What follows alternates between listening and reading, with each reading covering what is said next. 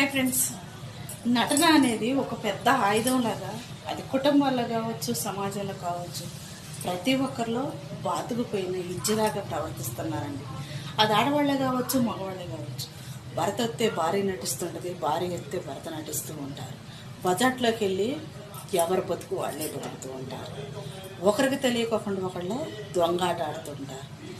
ప్రేమ అనేది ఎప్పుడు కూడా ఫ్రెండ్స్ పగిలిపోతే అతుక్కుని ముక్కల్లాంటి జీవితాలని చాలామంది అనుకుంటారు.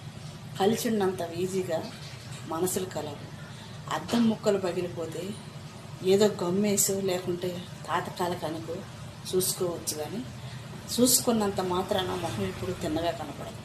నీ రూపం తిన్నగా ఉండొచ్చు, కానీ పగిలిపోయిన అద్దంలో మొహం చూసుకుంటే ఎప్పుడూ సరిగా కనపడదండి.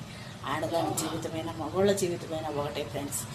శాశ్వతమైనది ఏది అనంటే, నీ కట్టుకున్న భార్యను నువ్వు మోసం చేయకోకుండా, నీ భర్తను నువ్వు మోసం చేయకోకుండా జీవించేది ఒక నిజమైన జీవితం. మోసగాళ్ళు పెళ్ళిళ్ళు చేసుకుని నీతిగా బతకమంటే ఎవరో బ్రతకరు ఫ్రెండ్స్. మోసం చేసేవాడా, బజార్లో ఉండేవాడా, రోడ్డు మీద ఉండేవాడా, పెళ్లి చేసుకునేటప్పుడే తెలుసుకుంది. చాలామంది ఆడవాళ్ళు చేసే తప్పు ఏంటంటే, నాకు నచ్చినవాడు, నాకు తగ్గవాడు, నాకు దొరికిండ్లే అని చెప్పేసి సిద్ధపడతాడు. కానీ ఆ తర్వాత ఉంటుంది, నిన్ను ఇంట్లో కట్టేసేసి బజార్లో కుక్కలాగా తిరిగిపోతుంటాడు. బతికి ఎవరికి చెప్పి